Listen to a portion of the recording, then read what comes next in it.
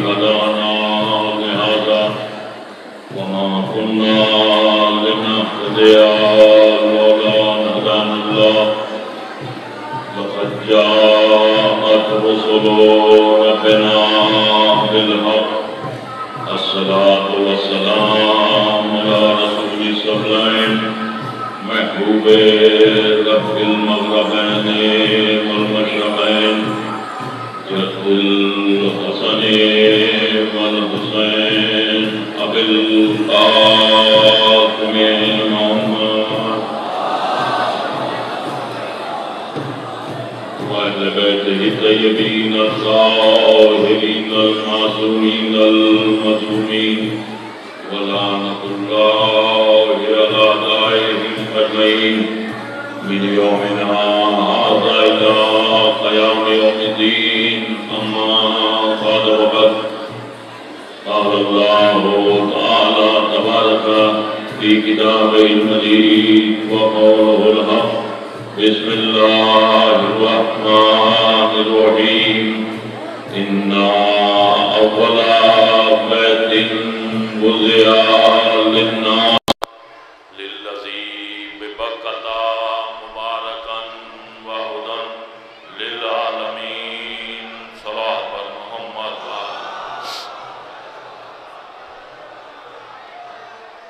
بزرگان ملت اور برادران ایمان عزاداران شہدائے کربلا علیہم السلام کائنات کا پروردگار اپنی بلند و بالا کتاب کلام مجید میں بیان فرماتا ہے کہ پہلا گھر پہلا مکان جو ہم نے مکے کی زمین پر وضع کیا للناس لوگوں کے لیے للذی ببکۃ مبارکاً وہدی وہ مبارک بھی ہے اور ہدایت بھی ہے للعالمین عالمین کے لیے خانہ کعبہ عالمین کے لیے ہدایت بھی ہے اور برکت بھی ہے یہ عزیزو جو خانہ کعبہ ہے یہ عالمین کے لیے ہدایت بھی اور برکت بھی بڑی عظمتیں ہیں خانہ کعبہ کی بڑا مرتبہ ہے خانہ کعبہ کا بڑا منصب ہے خانہ کعبہ کا یہ جو بیت اللہ اسے کہا جاتا ہے کہ یہ اللہ کا گھر ہے عزیزو یہ گھر بڑی عظمتوں والا گھر ہے بڑی فضیلتوں والا گھر ہے اس لیے کہ یہ بیت ہے اور اس بیت سے مراد اہل بیت لیے جاتے ہیں چونکہ اللہ جسم و جسمانیت نہیں رکھتا پروردگار جسم و جسمانیت سے مبرہ ہے اس نے کہا کہ اگر میں نے چاہا کہ میں پہچانا جاؤں تو میں نے اہل بیت کو خلق کیا اور میری صفات کو دیکھنا ہے تو اہل بیت کی صفات کو ملاحظہ فرماؤ میرے صفات آپ کو نظر آ جائیں گے اس لیے کہ اہل بیت علیہ السلام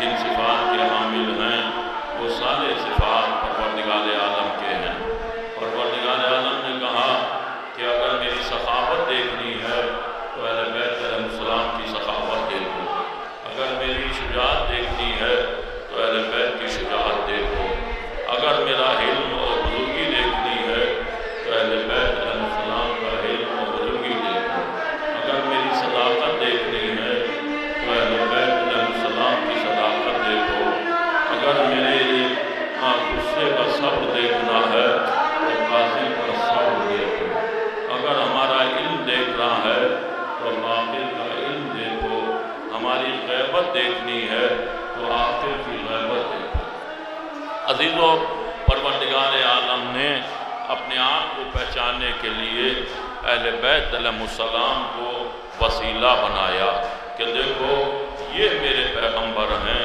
یہ میری پیغام پہنچانے والے ہیں یہ میرے اصول و ضوابط آپ تک پہنچانے والے ہیں یہ میری بات آپ تک پہنچانے والے ہیں انہیں ذریعہ بنانا ان کے وسیلے سے مشتاقانہ عزیز و اللہ نے ایک ایک چیز لوگوں کے सामने अहले बैत के ज़रिए पहुँचाई। वही अज़ीज़ों, ये जो खाना काबा कि जिसे मैंने उन्वान के तौर पर आप हज़रात के सामने पेश करने की सआदत हासिल की कि खाना काबा ये पहला घर, पहला मकान जो मक्के की ज़मीन पर वज़ा किया गया, लिन्नास लोगों के लिए, लिल्लज़ी बिबकता मुबारकन व हुदन, ये मुबारक भी है और हिदायत भी है, लिल आलमीन, आलमीन के लिए। इस्लाम बुग़्ज़ का मज़हब नहीं है, तंगदस्ती का, तंग निगाही का मज़हब नहीं है। ये जो भी बहस करता है वो आलमीन पर बहस करता है, इंसानियत के लिए ये मज़हब है। और अज़ीज़ों, हमारे यहाँ सबसे बड़ी इबादत इंसानियत की खिदमत करना है। कोई तासुब नहीं, कोई अज़ीज़ों फ़िरका परस्ती नहीं, कुछ नहीं, जो कुछ भी है वो इंसानियत के लिए है। आप देखें तो मेरा मौजू है अज़ीज़ों ये खाना काबा, यहाँ बेशुमार लोग बैठे हुए हैं जो इबादत करने के लिए सरज़मीन नजफ़ हिंद पर आए हैं। मैं अज़ीज़ों चूँकि वक्त की पाबंदी है, लेकिन अच्छा खासा वक्त आप देख रहे हैं इसमें निकल गया, मैं आपके सामने कुछ बातें पेश करूँगा। अज़ीज़ों यूँ तो अज़ीज़ों जितने भी मोमिनीन हैं या जितने भी अशख़ास हैं जो चाहे कि यहाँ बैठे हों या बाहर हों या ये नजफ़ हिंद हो या जितने भी मसाजिद हों या इमाम बारगाहें हों, जो कुछ भी है इस ख़ित्ते अर्ज़ पर, वो यूँ तो देखा जाए तो वो सब हमारी जान और मान, इसलिए कि रसूल इस्लाम ने आखिरी हज में ये इकरार करा लिया था कि मैं तुम्हारे नफ्सों पर तुमसे ज़्यादा औला हूँ कि नहीं। तो सब ने कहा या रसूल अल्लाह आप हमसे ज़्यादा इख्तियार रखते हैं। तो इसका मतलब हमारे पास जो कुछ है वो अहले बैत अलैहिस्सलाम का है, जो कुछ भी है वो अहले बैत अलैहिस्सलाम का है। लेकिन अज़ीज़ों ये चीज़ें जो हैं अहले बैत, फिर भी आप देखें ज़माने में तो जैसे कि खाना काबा, ये तमाम चीज़ें ये जायदाद हैं इस्लाम की। तवज्जो चाह रहा हूँ, इस उन्वान से भी आप पहले सुना कीजिए कि ये जो है जैसे कि खाना काबा मदीना शरीफ है, करबला मुअज़्ज़मा है या नजफ़ अशरफ, जितनी भी इबादत गाहें हैं, जो कुछ भी हैं इबादत के नाम पर मंसूब, ये सब हैं। तवज्जो चाह रहा हूँ ज़ाने मोहतरम, इनसे सब हैं। यूँ तो किसकी हैं भाई? खाना काबा अल्लाह से मंसूब है, मदीना शरीफ रसूल इस्लाम से मंसूब है, करबला मुअज़्ज़मा इमाम हुसैन से मंसूब है, नजफ़ अशरफ मौलाए कायनात से मंसूब है, बैतुल मक़दस परवरदिगार से मंसूब है, ये सब कुछ है। लेकिन मैं एक सवाल कर रहा हूँ इस अजीम मजमे से, नजफ़ हिंद जोगीपुरा के मिंबर से, ये बताइए जो कुछ भी आपके घर में इमाम बारगाह है, मसाजिद हैं, आपके करिए में हैं, शहर में हैं, ये सब कुछ है, लेकिन मैं सवाल कर रहा हूँ इसका मालिक कौन है? ये किसकी मिल्कियत है? ये किसकी जायदाद है? तवज्जो, चूँकि आप देखें उम्मत मुस्लिमा ने बाद रसूल ये ऐलान कर दिया था कि रसूल इस्लाम ने बयान फरमाया झूठी हदीस कि हम गिरोह अंबिया नवारिस बनाते हैं, नवारिस बनते हैं। लेकिन ये इतनी बड़ी जायदाद, भाई इतनी बड़ी जायदाद बेवारिस तो नहीं हो सकती। तवज्जो चाह रहा हूँ, ये इतनी बड़ी जायदाद जो है बेवारिस तो हो नहीं सकती। कोई तो इसका वारिस होना चाहिए, कोई तो मालिक होना चाहिए, मिल्कियत तो जाहिर। एक इंसान अजीज़ो शादी करता है, बच्चे होते हैं, वो फिर रोजी रोटी कमाता है, मकान बनाता है, जायदाद बनाता है, किस नियत से कि मैं अपने वर्सा को छोड़ करके जाऊँ, औलाद को छोड़ करके जाऊँ। एक मामूली इंसान भी अजीज़ो इस कोशिश और काविश में रहता है कि मैं विरासत छोड़ करके जाऊँ। अजीज़ो ये अजीम मजमा है, जहन से निकाल दीजिए कि कमाना इस्लाम में हराम है। 8वें इमाम फरमाते हैं कि मनहूस है वो शख्स कि जो विरासत ना छोड़े, मनहूस है वो शख्स जो विरासत ना छोड़े, वारिस ना छोड़े। इमाम फरमाते हैं, और आपके माशरे में भी ये बात है, उसे मनहूस समझा जाता है कि जो न वारिस छोड़े न विरासत छोड़े। तो जब मासूम ये कह रहे हैं कि वो मनहूस है वो शख्स जो न वारिस छोड़े न विरासत छोड़े, तो फिर मुसलमान कहाँ से ये लेकर के आ गया कि रसूल ने फरमाया न हम वारिस बनते हैं न विरासत छोड़ते हैं। कमाना इस्लाम में बुरी बात नहीं है। मैं आपसे आज गुफ्तगू कर रहा हूँ عزیزو کمانا اسلام میں بری بات نہیں ہے۔ پروردگار یہ جو آیت میں نے پڑھی خانہ کعبہ، تو اللہ نے اس کے لیے قانون بنا دیا۔ بسم اللہ الرحمن الرحیم، کل مستطیع یجب علیہ الحج، ہر مستطیع پر حج واجب ہے، غریب پر نہیں۔ یعنی پروردگار بھی یہ چاہتا ہے کہ میرے در پر آؤ تو مستطیع پیسہ کما کر کے آؤ، مفلس بن کر کے نہ آؤ، غریب بن کر کے نہ آؤ، یہ اترے ہوئے چہرے لے کر کے میرے دروازے پر نہ آؤ۔ کل مستطیع یجب علیہ الحج، ہر صاحب استطاعت پر حج واجب ہے، غریب پر نہیں۔ دیکھیے غریب کو تو بس ایک ہی گھر لگاتا ہے کلیجے سے، بس ایک گھر غریب کو گلے سے لگاتا ہے۔ آپ دیکھیں قانون، پانچویں امام فرماتے ہیں کہ شریعت کے جتنے اصول ہیں ان میں نماز، روزہ، حج، زکوٰۃ، خمس، یہ سب جہاد، علی کی محبت، یہ شریعت کی بنیاد ہیں اور ان پر عمل کرنا سب پر واجب۔ لیکن کہتے ہیں نماز مسافر پر سے عادی ہو جاتی ہے۔ نماز مسافر پر، آپ یہاں آئے ہیں تو نماز عادی پڑھیں گے، ظہر کی 4 رکعت کے بجائے 2 رکعت، عصر کی 4 کے بجائے 2 رکعت، عشاء کی 4 کے بجائے 2 رکعت، یعنی سفر میں نماز عادی ہو جاتی ہے۔ روزہ بیمار پر سے ساقط ہو جاتا ہے، حج غریب پر سے ساقط ہو جاتا ہے، زکوٰۃ غریب پر سے ساقط ہو جاتی ہے، خمس غریب پر واجب نہیں ہے۔ لیکن قربان جاؤں محبت علی کے، جتنی غریب پر واجب ہے اتنی امیر پر واجب ہے، جتنی بیمار پر واجب ہے۔ صلوات بھیجئے محمد و آل محمد پر۔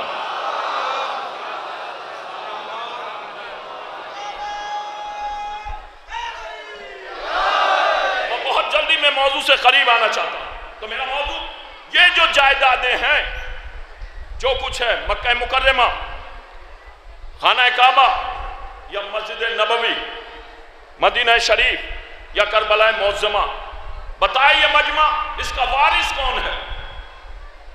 بھئی خانہ کعبہ اس کا وارث کون ہے؟ مدینہ شریف اس کا وارث کون ہے؟ اس کا مالک کون ہے؟ بتائیے اس زمانے میں کون ہے مالک؟ دیکھیے قبضے پر نہ جائیے، قبضے پر نہیں کہ قبضہ کس کا ہے۔ قبضہ کرنے والا مالک نہیں کہلاتا، غاصب کہلاتا ہے۔ توجہ چاہ رہا ہوں عزیزو، اس عنوان سے بھی مجلس سنیے آپ، اس کا مالک کون ہے؟ یہ نجف ہند، یوں تو بظاہر تمام جتنا بھی یہ مجمع ہے یہ مالک نہیں ہے، یہ جتنے بھی آئے ہیں یہ سب خادم ہیں۔ اگر مولا ہماری خدمت قبول کر لیں، آپ مالک بن کر کے نہیں، آپ خادم ہیں، تو یہ خانہ کعبہ، یہ اتنی بڑی جائیداد، توجہ چاہ رہا ہوں، اس کا مالک کون ہے؟ کون ہے اس کا مالک؟ ہر کوئی اپنی اولاد کے لیے جائیداد بناتا ہے۔ اب توجہ چاہ رہا ہوں، بہت قریب، جب جناب ابراہیم آپ 81 برس، 80 برس، 101 برس یا 100 برس کی عمر میں آپ کے یہاں بیٹا ہوا جس کا نام اسماعیل، یہ تھے جناب حاجرہ سے، آپ کی جو پہلی زوجہ تھی جن کا نام تھا سارہ، ان کے یہاں پہ جناب اسحاق ہوئے، اور طویل موضوع ہے لیکن میں تو ملکیت کیونکہ وقت کم ہے اس کے قریب جا رہا ہوں۔ ایک میری ماں بہنیں بیٹھی ہوئی ہیں اور یہاں مجمع میں ایسے مومنین بھی بیٹھے ہیں، آئیں نجف ہند پر عزیزو جناب ابراہیم عالم پیری تک، عالم ضعیفی تک 101 برس تک لا ولد رہے، لیکن عزیزو لا ولد رہے، ضعیفی تک ابراہیم لا ولد رہے لیکن مایوس نہیں ہوئے۔ توجہ چاہ رہا ہوں، مایوس نہیں ہوئے۔ مایوسی اسلام میں کفر ہے عزیزو، جس کے اولاد نہیں ہے وہ ایک ایسی جگہ پر آیا ہوا ہے کیا اس بارگاہ میں اپنا دست سوال پھیلائے گا تو میں دعوے سے کہتا ہوں کہ کوئی مایوس نہیں جائے گا، کوئی مایوس نہیں جائے گا اس بارگاہ سے۔ مایوس نہیں ہوئے، اور جب مایوس نہیں ہوئے تو جناب سارہ نے جناب ابراہیم سے کہا، اے ابراہیم پروردگار کی بارگاہ میں دعا کرو کہ پروردگار ہمیں بیٹا عطا کرے تو ہم غریبوں کو کھانا کھلائیں گے۔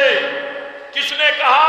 سارہ نے، آپ کی زوجہ نے۔ کس کی زوجہ؟ نبی کی زوجہ نے ابراہیم سے کہا خدا کی بارگاہ میں دعا کرو کہ وہ ہمیں، اگر ہم غریبوں کو کھانا کھلائیں گے، اگر ہمیں بیٹا عطا کرے۔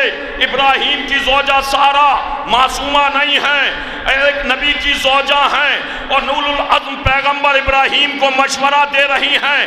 ابراہیم نے خدا کی بارگاہ میں دعا کی، دعا مستجاب ہو گئی، بیٹا مل گیا، فوراً منت بڑھا دی۔ عزیز و ابراہیم کی زوجہ آج بڑے بڑے ریشے مبارک والے لبیک اللہم لک لبیک لا شریک لک لبیک کہتے ہوئے مکہ مکرمہ جاتے ہیں اور اوپر سے کہتے ہیں منت مانگنا حرام ہے، منت مانگنا بدعت ہے، منت مانگنا غلط ہے۔ ارے یہ کیسی سنت؟ یہ منت جو حج کرنے کے لیے جاتے ہیں یہ منت کی سنت ہے، یہ منت ہے۔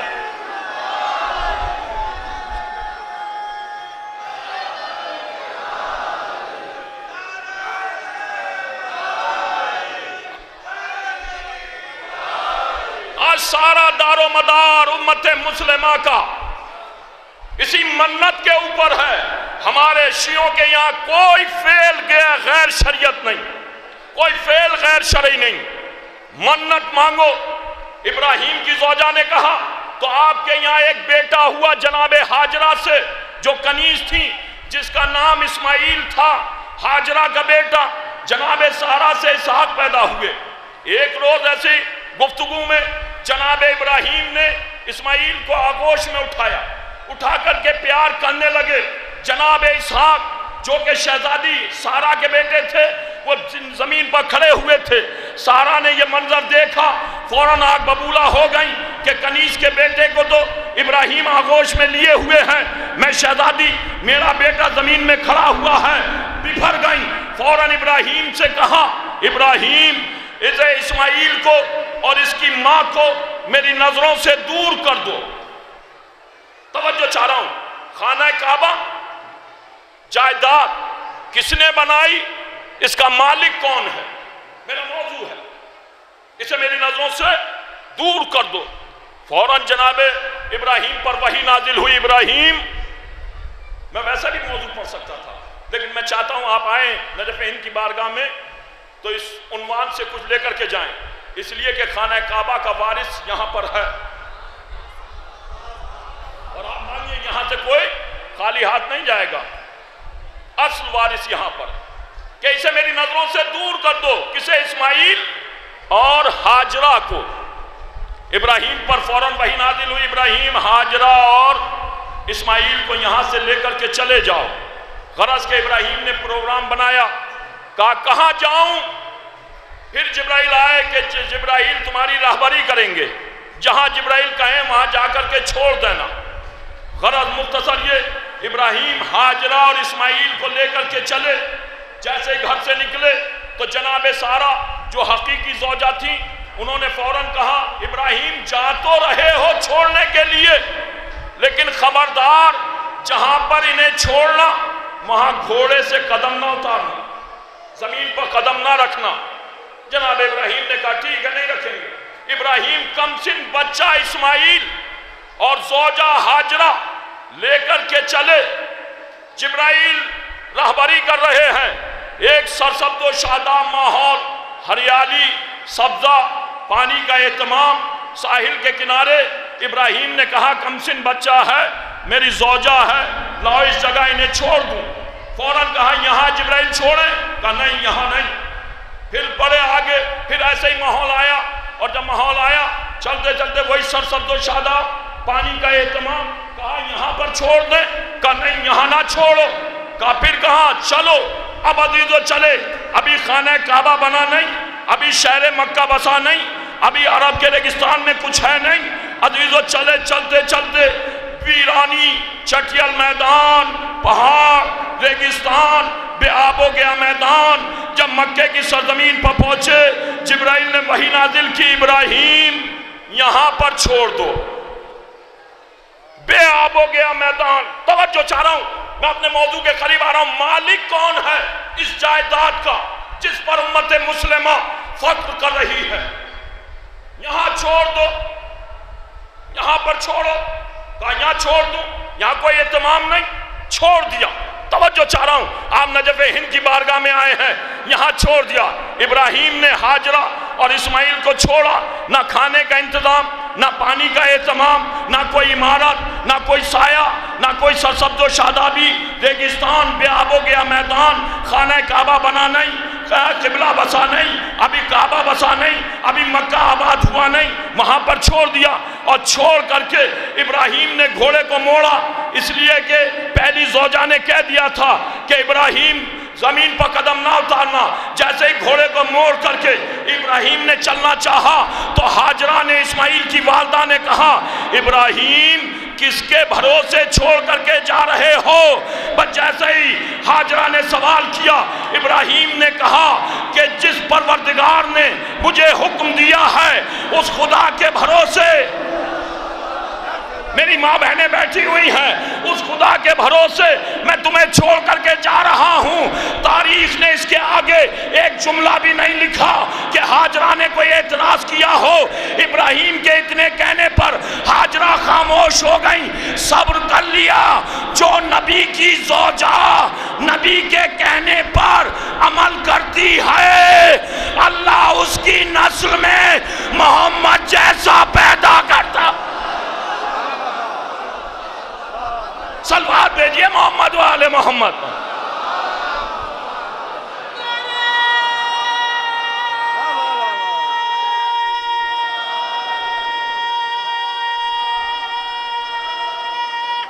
حیدری, میں تاریخ آپ کے ذہنوں میں انڈیل رہا ہوں کہ چھوڑ دو یہاں پر, چلے.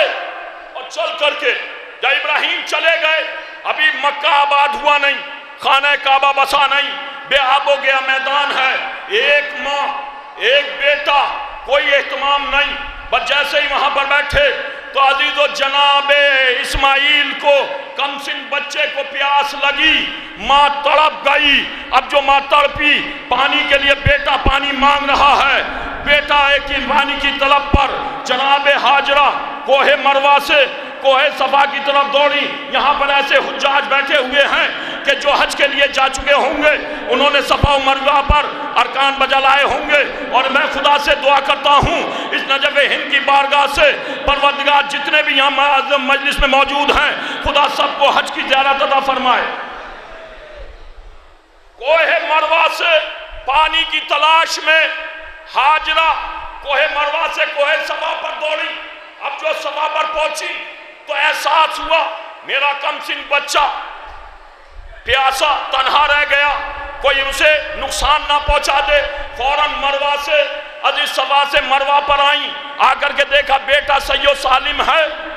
ابھی شہر مکہ بسا نہیں, ابھی خانہ کعبہ بنا نہیں, ابھی کوئی ارکان واجب ہوئے نہیں, ابھی خانہ کعبہ کا طواف نہیں, ابھی کچھ نہیں ہے, واقعہ ہوا نہیں, کچھ نہیں ہے.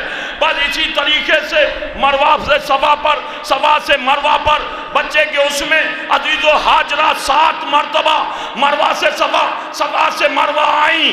اللہ کو ایک پیاسے کی محبت میں, ایک پیاسے کی محبت میں ایک ماں کا دوڑنا اتنا پسند آیا کہ پروردگار عالم نے وہ حج کا رکن بنا دیا. لوگ کہتے ہیں کہ عزیز و کربلا کا واقعہ محمد کے زمانے میں ہوا نہیں, تو پھر یہ عزاداری کہاں سے ہوئی؟ ابھی مکہ بسا نہیں, خانہ کعبہ بنا نہیں, یہ حج کے ارکان.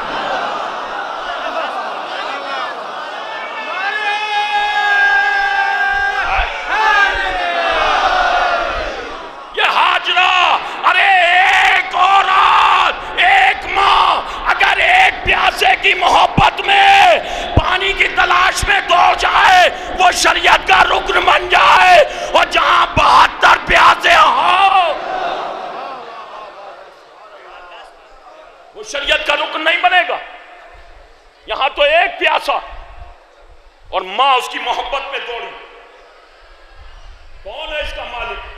ابھی شہر مکہ بسا نہیں, ابھی خانہ کعبہ بنا نہیں، ابھی حج کے ارکان واجب نہیں، ابھی کچھ نہیں ہے۔ ایک مالک کون ہے اس جائیداد کا؟ توجہ چاہ رہا ہوں، بہت سنا ہوگا آپ نے اس موضوع پر، میں اپنی فکر آپ تک پہنچانا چاہتا ہوں۔ کون ہے اس کا مالک؟ جانے کے لیے تو دنیا جا رہی ہے، ہر کوئی دوڑا چلا جا رہا ہے، لبیک اللہم لک لبیک لا شریک لک لبیک، ہر کوئی جا رہا ہے اور جانا بھی چاہیے، لیکن سب نہیں۔ کون ہے اس جائیداد کا مالک؟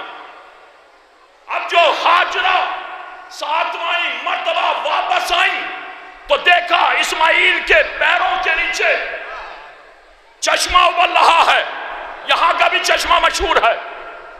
یہ دیکھیں اسماعیل کون ہے؟ علی کے دادا، مولا کائنات رسول اسلام جناب اسماعیل کی نسل سے ہیں، اسحاق کی نہیں۔ اب جو جناب اسماعیل نے پیاس کی شدت سے ایڑیاں رگڑی تو وہاں فوراً چشمہ ابل گیا۔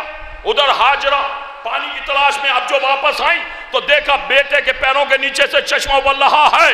آئیں آگے بڑھی اور بڑھتے ہی پانی کو ابلتے دیکھا، بے ساختہ کہا زمزم، ٹھہر جا، یہی جملہ کہا ٹھہر جا۔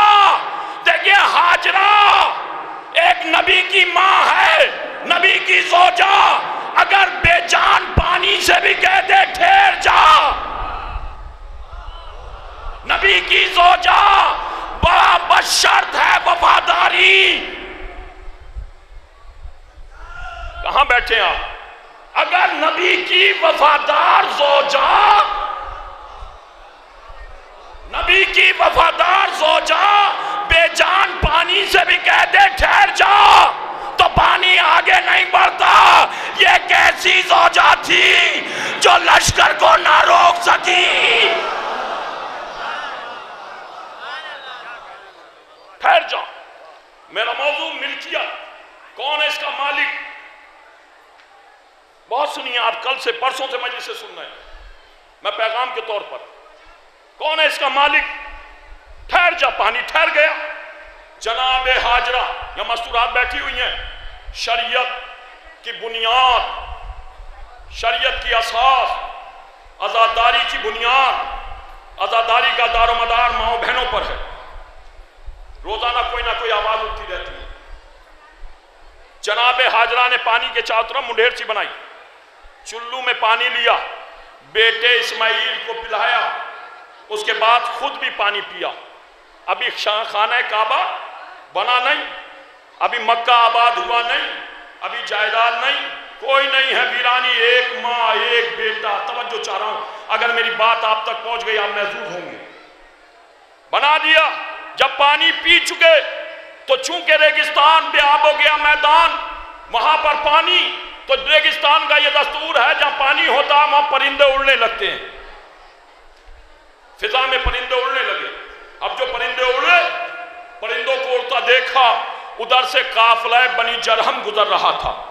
جو قافلہ جرہم گزر رہا تھا اس نے دیکھا یہاں پرندے اڑ رہے ہیں، بابو نے سوچا پانی ہے۔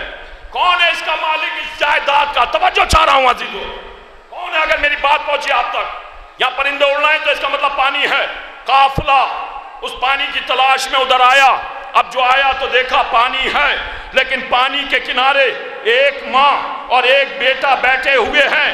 قافلہ ہے، طاقت ساتھ ہے، قوت ساتھ ہے، تلواریں ساتھ ہیں، جاؤ حشم ساتھ ہے، لیکن ایک ماں ایک بیٹا، دونوں ناتواں، کمزور، بچہ کم سن، ماں صنف نسوہ۔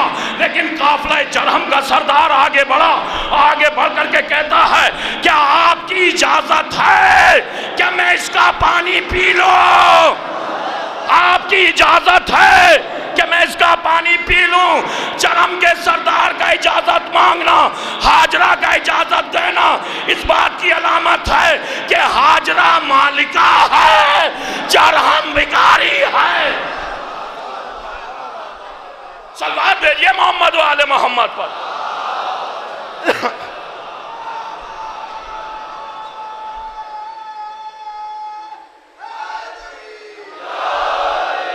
اجازت مانگی، آپ کی اجازت ہے۔ اجازت مانگنے کی ضرورت کیا تھی؟ خود پانی پی لیتا، آگے بڑھ جاتا، زبردستی پانی پی لیتا، لیکن نہیں، بنی جرہم والوں نے اجازت مانگی، کیا آپ کی اجازت ہے کہ ہم کا پانی پی لیں؟ فوراً اجازت دے دی جناب حاجرہ نے کہ پانی پی لو۔ سارے قافلے نے پانی پی لیا۔ توجہ چاہ رہا ہوں مالک کون ہے؟ بس جیسے ہی پانی پیا، پینے کے بعد بنی جرہم کا سردار کہتا ہے حاجرہ سے کہ آپ کی اجازت ہے ہم یہاں پر قیام کر لیں؟ توجہ چاہ رہا ہوں، آپ کی اجازت ہے کہ ہم یہاں قیام کر لیں؟ حاجرہ فوراً بگڑ گئی، نہیں یہاں سے چلے جاؤ۔ حاجرہ نے پانی کی اجازت دے کر کے ملکیت بتلا دی، بسنے کا انکار کر کے ملکیت بتلا دی کہ نہیں تم نہیں ہو یہاں پر۔ پیغمبر اور علی مرتضیٰ کس کی نسل میں ہے؟ جناب اسماعیل کی۔ یہ جائیداد کس کو پہنچی؟ اسماعیل کے بعد یا تو کوئی تاریخ میں بینامہ دکھاؤ کہ کسی نے بیچا ہو، کوئی دکھائیے تاریخ میں، تو پھر یہ کس کی نسل میں پہنچی؟ علی مرتضیٰ اہل بیت کی نسل میں۔ اہل بیت کی نسل میں سے ایک وارث موجود ہے۔ عزیزو، ہر باپ اپنی اولاد کے لیے جائیداد بناتا ہے۔ اب قبضے پر نہ جاؤ، قبضہ کس کا ہے؟ قبضہ کرنے والے غاصب کہلاتے، مالک نہیں کہلاتے۔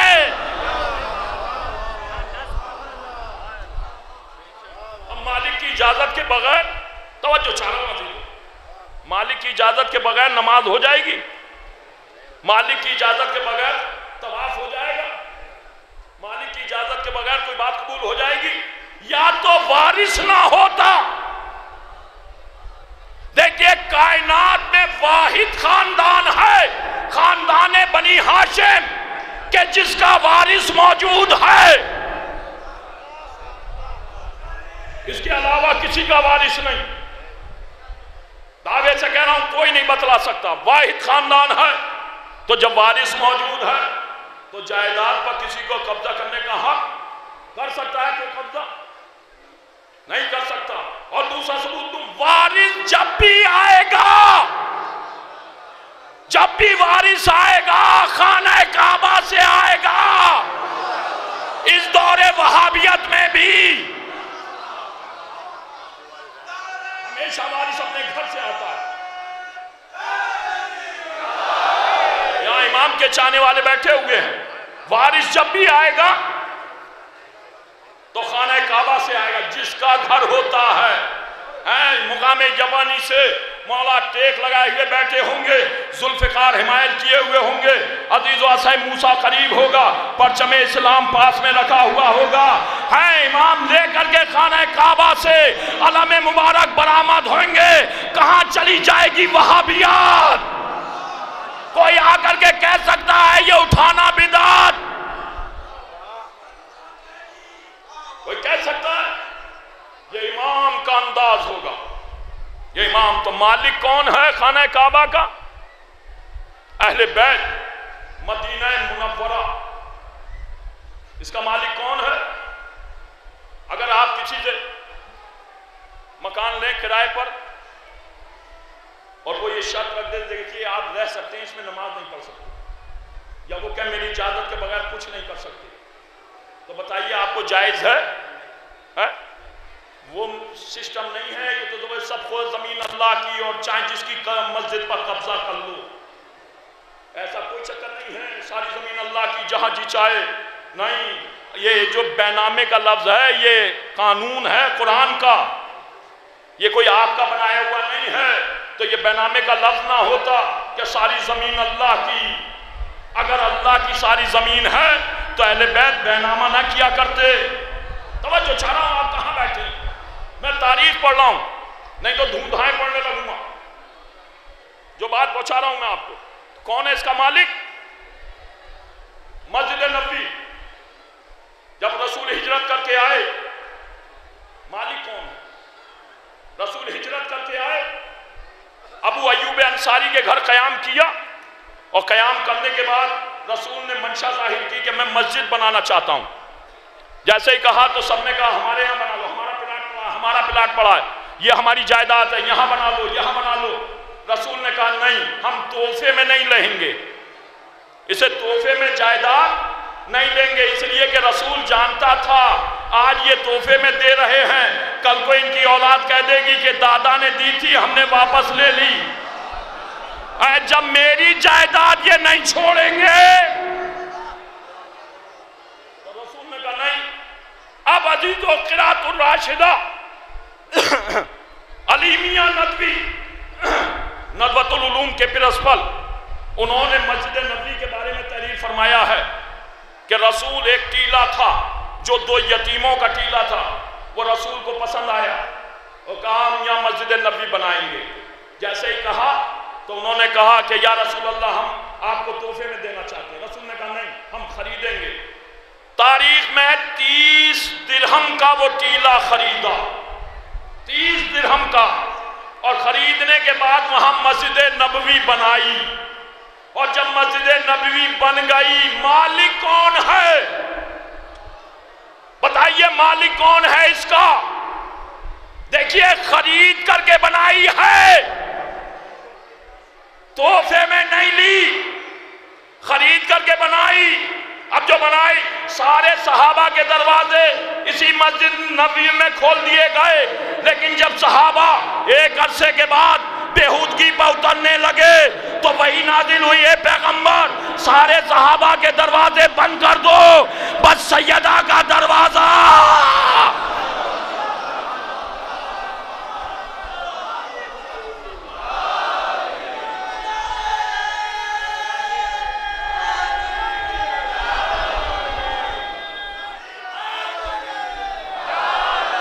بس سیدہ کے گھر کا دروازہ کھلا رہے گا۔ زیارتوں پر لوگ گئے ہیں، اور جب مسجد نبوی میں اس زمانے میں داخل ہوں، باب جبرائیل سے داخل ہوتے وقت کسی متوع وہابی سے پوچھنا کہ بتاؤ ہم کہاں پر کھڑے ہیں، اس دور وہابیت میں بھی یہی کہے گا کہ یہ بیت سیدہ ہے۔ جس کی جائیداد ہوتی ہے اس کا نام چلتا ہے، مالک وہ کہلاتا ہے، وہ مالک، ہر کوئی مالک نہیں۔ تو مکہ اہل بیت کا، مدینہ اہل بیت کی، اب کہو لبیک۔ بس ایک بات پیش کر دیں، ٹائم ہو گیا بھائی، ایک بات، اس کے بعد ربط مسائل۔ اب آپ بتائیے اگر اہل بیت اجازت نہ دی، دیکھیں ملکیت ہے، رسول بھی صحیح بخاری اٹھا کر کے پڑھ لو، جب نماز کے لیے جاتے تھے تو کہتے تھے السلام علیکہ یا اہل البیت، یہ رسول کی سنت صحیح بخاری میں ہے، سلام کر کے اجازت لیتے تھے۔ اب اگر مالک اجازت نہ دے تو ثواب کسے پہنچے گا؟ دیکھیے اللہ تو ثواب دے گا، لیکن جس کا مال ہے، کہاں بیٹھے ہیں آپ؟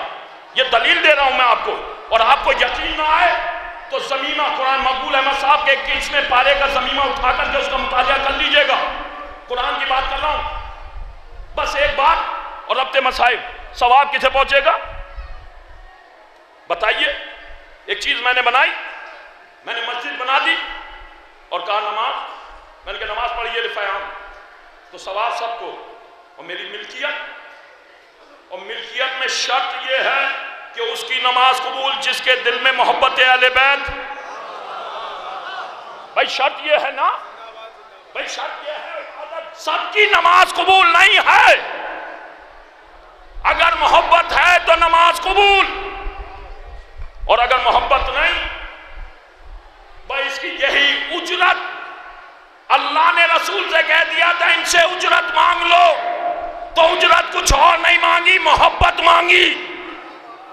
تو جس کے دل میں محبت، اب توجہ چاہا، چھٹے امام نے فرما دیا تھا کہ جو ایک نیکی کرے گا اسے 10 نیکیوں کا ثواب ملے گا، اور جو ایک بدی کرے گا اسے ایک ہی برائی کا ثواب ملے گا، عذاب ملے گا۔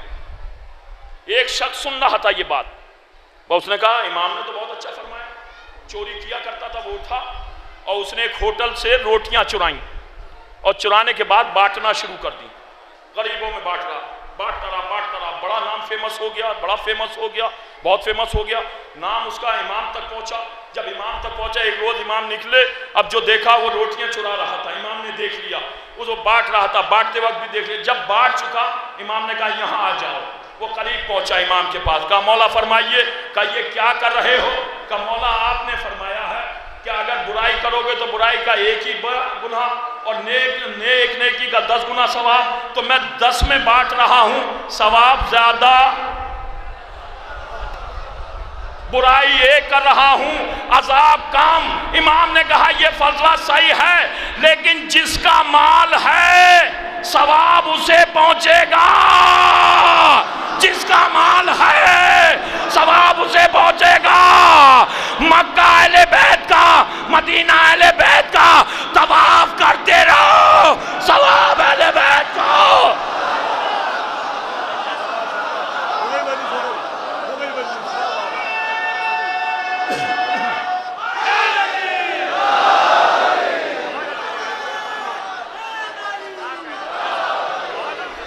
صلوات بھیجئے محمد والے محمد پر۔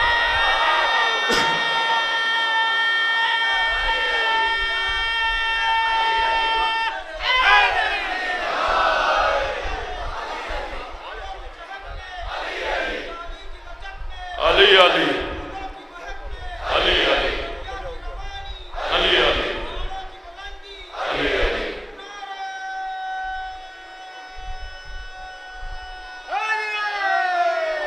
حیدری، تو جس کی جائیداد، اب موضوع بہت، کیونکہ وقت کم ہے اور یہ اہل بیت کے فضائل کا سمندر بہت طویل، ساری جائے، اسی لیے کسی کی زمین پر قبضہ نہیں، عبادت قبول نہیں، زبردستی نہیں کر سکتے۔ توجہ چاہ رہا ہوں عزیزان محترم، مکہ اہل بیت کا، مدینہ اہل بیت کا، کربلا، حسین نے مجبوری میں کربلا نہیں بنائی، محتاجی میں کربلا نہیں بنائی، مفلسی میں کربلا نہیں بنائی، پریشانی میں کربلا نہیں بنائی۔ حسین جب کربلا پہنچے 60,000 درہم کی زمین کربلا خریدی، عزیزو 60,000 درہم کی زمین کربلا، اور اس کا بینامہ علی اکبر کے نام کرایا۔ آئے بینامہ، 72 لاشیں تو بہت مختصر جگہ جمع ہو جا دفن ہو جاتے، لیکن 60,000 درہم کی رقبہ کتنا مقتل میں ملا؟ 13.5 کلومیٹر۔ کتنا بڑا رقبہ؟ 13.5 کلومیٹر۔ حسین کو ضرورت کیا تھی خریدنے کی؟ حسین عزیزو حال میں ماضی کو مستقبل کو دیکھ رہا تھا کہ صدام کے بعد میری قبر پر کبھی 2 کروڑ کبھی 5 کروڑ آئیں گے، میں جائیداد خریدے جا رہا ہوں۔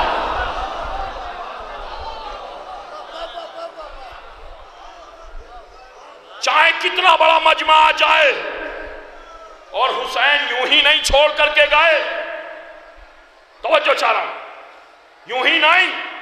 کبھی آپ سوچیں حسین اپنے گھر پر بلا رہا ہے تو بے وارث امام حسین نے جائیداد خریدی، رقبہ 13.5 کلومیٹر، پڑھ لیجئے گا، یہاں علماء آئے ہوئے ان سے دریافت کر لیجئے گا، اور پھر انہیں واپس کر دی، لیکن ایک شرط لگا دی کہ میرے چاہنے والے آئیں تو انہیں 3 دن کا مہمان رکھنا، یعنی کھانے کا بھی اہتمام قیامت تک۔ حسین اپنے مہمان کو خالی ہاتھ واپس نہیں کرتا، خالی ہاتھ نہیں، انتظام۔ پروردگار نجف ہند جو اترے میں آنے والوں کی دلی مرادیں پوری فرمائے، دلی تمنائیں پوری فرمائے۔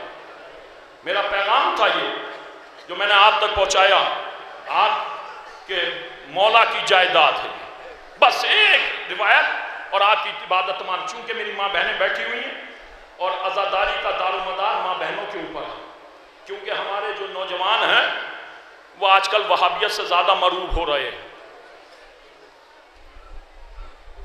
اس لیے کہ بس اب عزاداری کی حفاظت، یوں تو امام پردہ خیر میں موجود ہیں، کسی کو ضرورت نہیں امام حسین، کوئی کسی کا محتاج نہیں ہے فاطمہ کا لال، لیکن میں اپنی ماں بہنوں سے کہتا ہوں کہ فاطمہ کے اوپر تمہارا احسان ہونا چاہیے، تم ہی اس کے لال کے غم کو بچانا۔ بڑے بڑے حملے عزاداری پر ہو رہے ہیں، عزیزو عزاداری کے بغیر کچھ نہیں، ہمارا جینا ہمارا مرنا عزاداری بس۔ ایک روایت، اور وہ ذرا سا وقت طویل ہو سکتا ہے، میں وہی بات یوں تو مجھ سے کہا گیا ہے ابو الفضل عباس کے مسائل پڑھنا، چونکہ وہ عزیزو انجمن کوئی پروگرام کرتی ہے ابو الفضل عباس، لیکن میں نے موضوع لیا تھا ماں بہنوں کی وجہ سے۔ جناب سلمان ایک راستے سے گزر رہے، چلتے چلتے سلمان کا گزر ایک باغ کے قریب سے ہوا، وہاں پر ایک یہودی کھڑا ہوا تھا۔ یہودی نے سلمان کو آتے دیکھا تو کہا اے نبی کے صحابی آپ پر ہمارا سلام۔ سلمان نے سلام کا جواب دیا تو کہا اے سلمان کیا تھوڑا وقت مجھے دے سکتے ہو؟ سلمان نے کہا فرمائیے کہ میرے ساتھ باغ میں آ جاؤ۔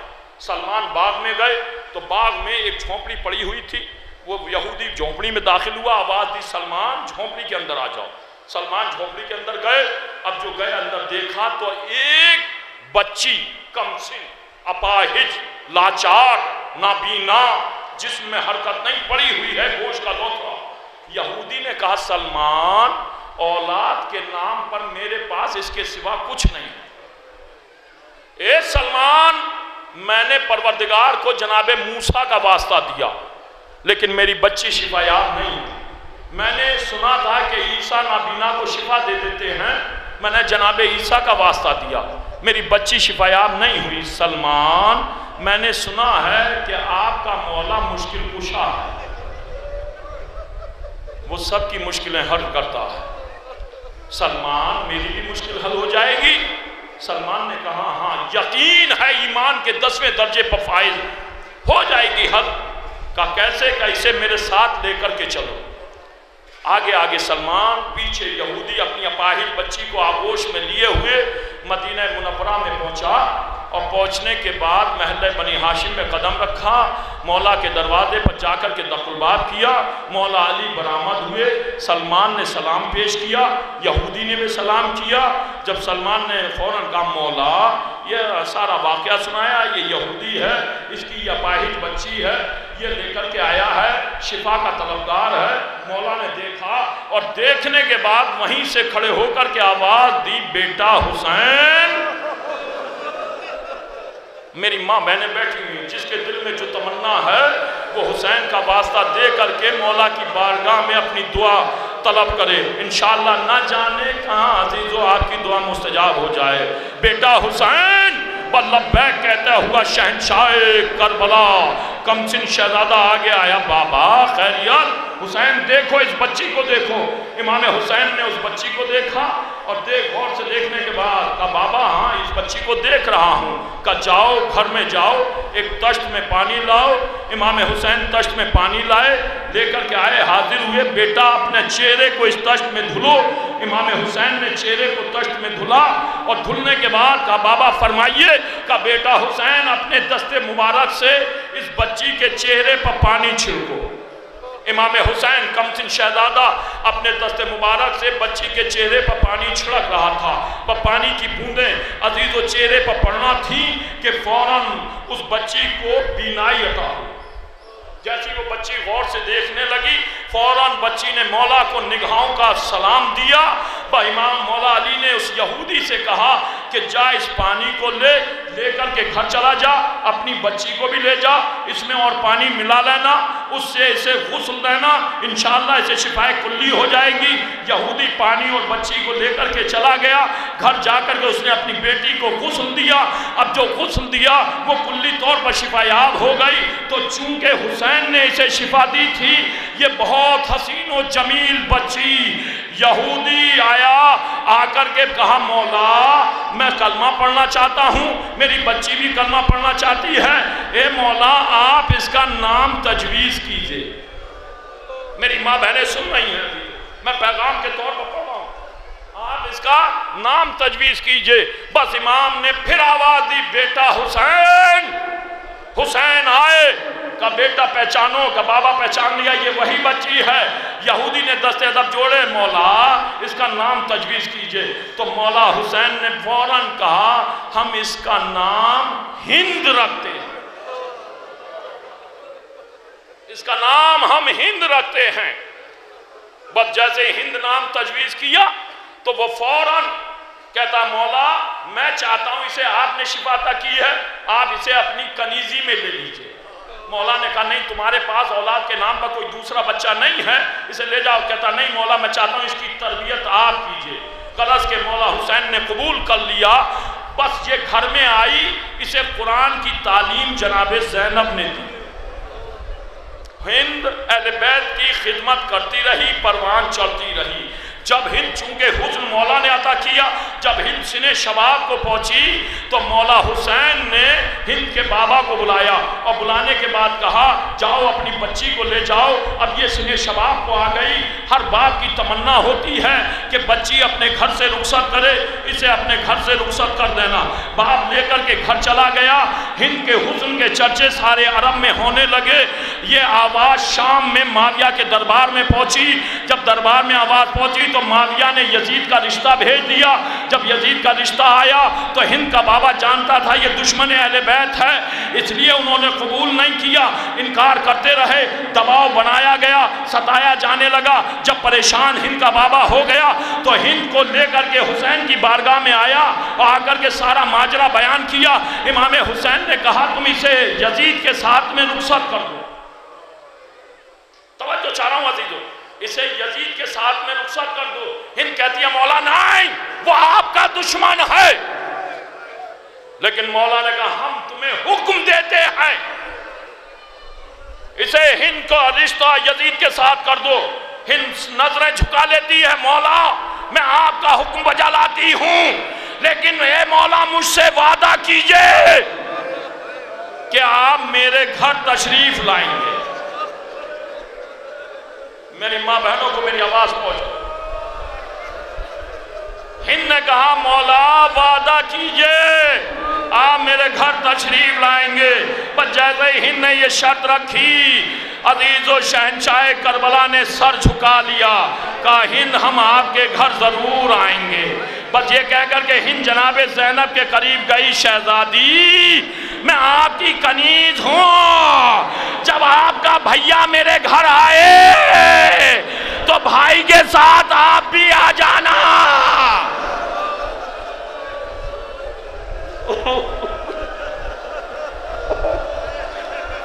آپ کی آوازیں بلند ہو گئیں۔ خدا آپ کی آوازوں پر رحمت نازل کرے۔ نہ جانے کہاں وقت کا امام بیٹھا ہو، اپنے جد امجد کا پرسہ لے رہا ہو، نہ جانے کہاں رسول کی بیٹی رومال لیے ہوئے ایک ایک عزادار ایک ایک عزادارہ کے سامنے ہے، تمہاری آنکھوں میں میرے لال حسین کے نام کا آنسو۔ اے زینب، اے شہزادی میرے گھر تشریف لانا، واقع کربلا ہو گیا، اب بیویاں اسیر ہو گئیں، حسین کا سر موقع نیزہ پر ہو گیا۔ ہند شام کے دربار میں اپنے محل میں بستر استراحت پر لیٹی ہوئی ہے۔ نصف شب گزر گئی، رات کو خواب میں دیکھا کہ رسول کی بیٹی سیدہ خواب میں آئی ہے، کہہ رہی ہے ہند ارے تو آرام کر رہی ہے، میری زینب تیرے قید خانے میں، ماتم کرو ماتم کرو، خدا آپ کو کوئی غم نہ دے سوائے غم زینب کے۔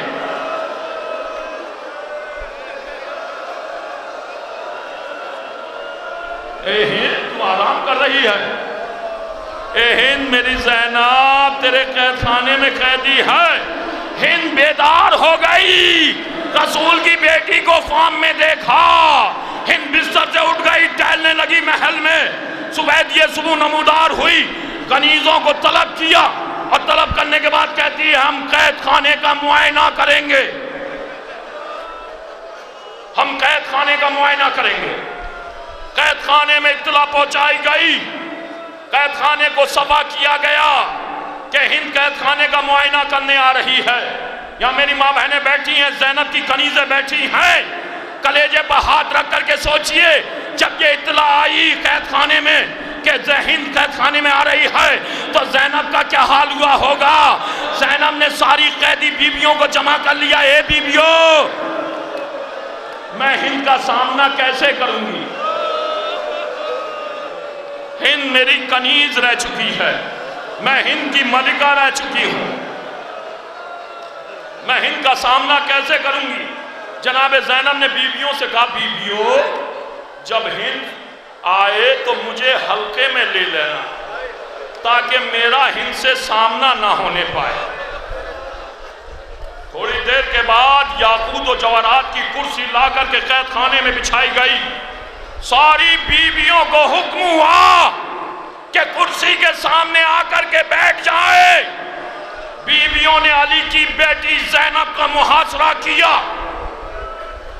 اور کرنے کے بعد کرسی کے سامنے جا کر کے ساری قیدی بیویاں چہرے پر بال پڑے ہوئے، سر کو گھٹنے میں دیے ہوئے بیویاں بیٹھی ہوئی. ہٹو بچوں کی صدا بلند ہوئی. تھوڑی دیر میں ہند آئی، شہزادی وقت آ رہی ہے. آ کر کے ہند کرسی پر بیٹھ گئی اور بیٹھنے کے بعد ہند نے کہا بیویوں آپ میں کون سی بیوی اس قابل ہے کہ جس سے میں گفتگو کروں؟ کوئی نہیں بولا. پھر کہا بیویوں آپ میں کون سی بیوی اس قابل ہے کہ جس سے میں گفتگو کروں؟ کوئی آواز نہیں. ہند نے ایک تیز آواز، بیویوں میں آپ سے کلام کر رہی ہوں، کون ہے آپ میں اس قابل جس سے ہم کلام کریں؟ بس ساری بیویاں زینب کے سامنے سے ہٹ گئیں. ہند کرسی پر، عزیزو علی کی بیٹی کھا کے قید خانہ پر، ہائے مجبوری، عرب کی شہزادی کھا کے قید خانہ پر بیٹھی ہوئی. یزید کی زوجہ ہند کرسی پر، زینب گھٹنوں میں سر دیے ہوئے، بال چہرے پر پڑے ہوئے. ہند کہتی ہے بی بی آپ کہاں کی رہنے والی ہیں؟ اے بی بی آپ کہاں کی رہنے والی ہیں؟ بس چند جملے عبادت تمام. بی بی آپ کہاں کی رہنے والی ہیں؟ جناب زینب کوئی جواب نہیں دیتی. پھر ہند کہتی ہے بی بی ہم آپ سے کلام کر رہے ہیں، آپ کہاں کی رہنے والی ہیں؟ زینب کوئی جواب. اے بی بی بتلائیے تو آپ کہاں کی رہنے والی ہیں؟ بس زینب علی کی بیٹی نے سر جھکے جھکے کہا ہم مدینے کے رہنے والے ہیں، ہم مدینے کے رہنے والے ہیں.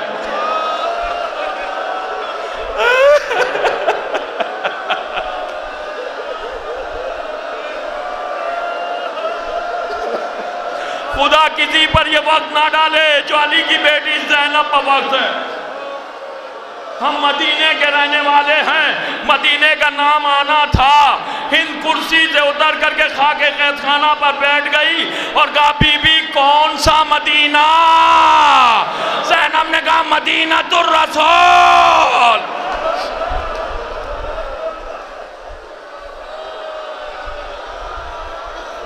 ہم رسول کے مدینے کے رہنے والے ہیں. تو ہند نے فوراً کہا بی بی ایسا نہ کہو، ایسا نہ کہو. پھر فوراً کہتی ہے بی بی آپ مدینہ الرسول کے رہنے والے کسی کو جانتی ہیں آپ؟ میری ماں بہنیں سن رہی ہیں. جناب زینب نے کہا ہم سب کو جانتے ہیں. کہا مدینے میں کوئی محلہ بنی ہاشم ہے؟ بی بی نے بچن جملے آپ کی عبادت تمام. انشاءاللہ آپ روتے ہوئے جائیں گے. جناب زینب کا عزیز و جناب سیدہ کو اس کی بیٹی زینب کا پرسہ دیجئے. پر کہا ہاں محلہ بنی ہاشم کو جانتے ہیں. کہا جب محلہ بنی ہاشم کو جانتے ہو تو اس میں حسین کو بھی جانتی ہوگی. کہا تو حسین کو کیسے جانتی ہے؟ ارے کہا انہیں کون نہیں جانتا، وہ میرے آقا. کہا میں حسین کو جانتی ہوں. تو ہند کہتی ہے جب تو آقا حسین کو جانتی ہے تو ان کی بیٹی بہن زینب کو بھی جانتی ہوگی؟ جناب زینب نے کہا ہاں جانتی ہوں۔ بس یہ کہنے کے بعد جناب زینب نے کہا ہند اگر تو زینب کو دیکھے گی تو پہچان لے گی؟ ماتم کرو عزیزو، اے ہند تو زینب کو دیکھے گی پہچان لے گی؟ کہا کیوں نہیں پہچانوں گی، میں نے ان کی کنیزی کی ہے۔ علی کی بیٹی نے گھٹنوں سے سر کو نکالا، چہرے سے بالوں کو ہٹایا، ارے میں ہی وہ زینب، یہ حسین کی بچی سکینہ، وہ سر حسین، فاطمہ کا گھر اجڑ گیا، سر سے چادر پھینک دی، جب ان کا پردہ نہیں رہا تو ہمارا پردہ